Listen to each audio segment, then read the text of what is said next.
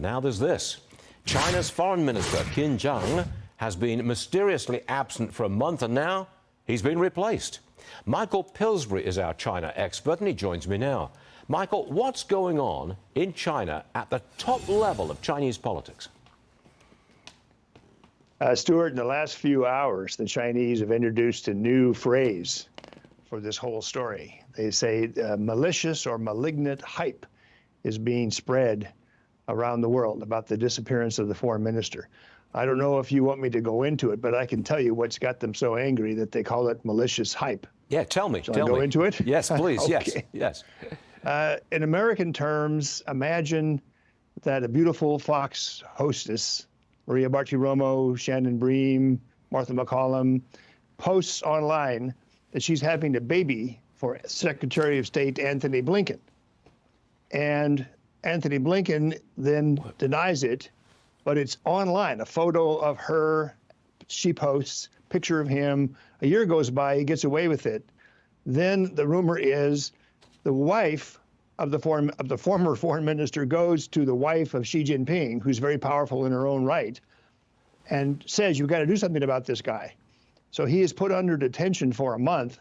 They won't answer any questions, but it appears to be one of the biggest scandals in 50 years in Chinese politics. Why? Because the foreign minister is very close to Xi Jinping.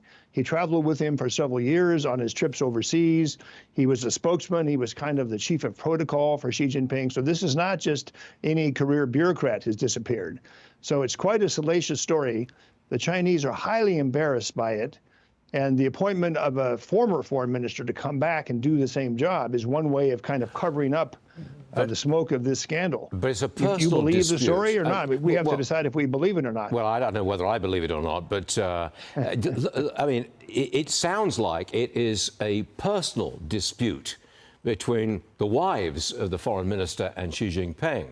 In other words, it's not a complete division of the Chinese Communist Party at the highest level. Is that accurate? That's accurate. That's what they're warning the world. Don't fall for this story.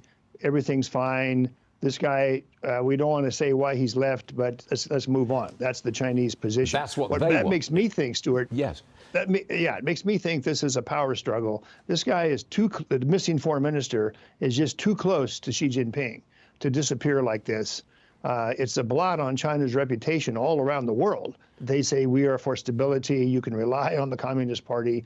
And all of a sudden, by the way, everything about him from the foreign ministry website, his picture, all of his past speeches, all that is taken out. He's like a non-person right now.